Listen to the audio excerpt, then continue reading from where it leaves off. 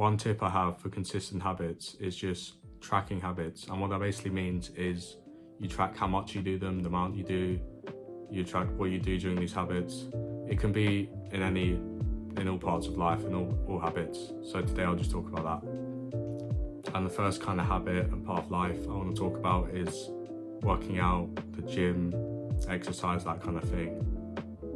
And specifically like lifting weights, everything to do with that.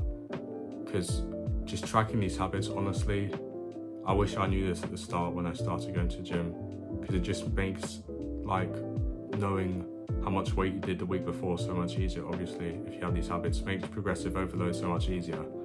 Because if you don't track your habits, what do? You just go back the next week and remember what you did. It's just so much easier if you can literally download an app. It's literally on the App Store, Play Store, whatever. There's loads of apps you can download. They all work pretty much the same. You just put in the reps, you put in the weight, then you come back to it next week and it's there, so you can see if you improved or not. And it's just so easy to do. It takes 1-2 seconds of your life, and there's just so much of a benefit, because it just makes it so much easier just to see your progress, and it also just makes it a bit more fun, makes you a bit more motivated if that's what you're struggling with, because it's right there for you to improve. It just makes it a bit more, motivating when you go to the gym. If you don't feel like it, it just makes it better. So yeah, it takes 1-2 seconds. Just download the app on the App Store. There's loads of them, and yeah, they all work the same. So yeah, just try this next time. And the second kind of habit I'll talk about is reading, and honestly, just tracking the books you read just makes it so much more worthwhile when you actually, because I know reading can be boring when you first start. Kind of don't want to do it. It's not that interesting when you first start, but honestly, tracking what books you read just makes you like so much more motivated. Like tracking how much you read per month, per year, whatever, just makes you motivated. And the second thing about this is tracking what you actually learn from these books. Just makes you remember, because you could read, before I started actually tracking what I actually learned from these books, but you can literally just take notes while you're reading. You could highlight whatever, you can even highlight on Kindle or whatever. Before I started doing that, I couldn't remember what I read, because it's so easy just to read a lot and just not remember what you actually read, especially if you're reading a lot of self-help books, whatever. But the thing is, if you track the things you actually learn, you can look back on the notes. You can do it on Notion, you can do it on the notes, whatever. It just makes it so much more rewarding, just makes it so much more useful for you, like long term.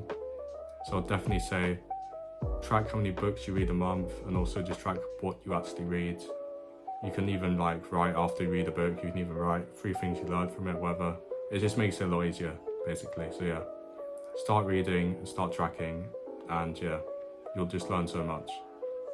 And the final kind of thing I want to talk about is just tracking habits. And I know I was talking about habits to track, but tracking habits is equally as important, because it just makes you more on track with these important habits in your life. And you can do this really simply.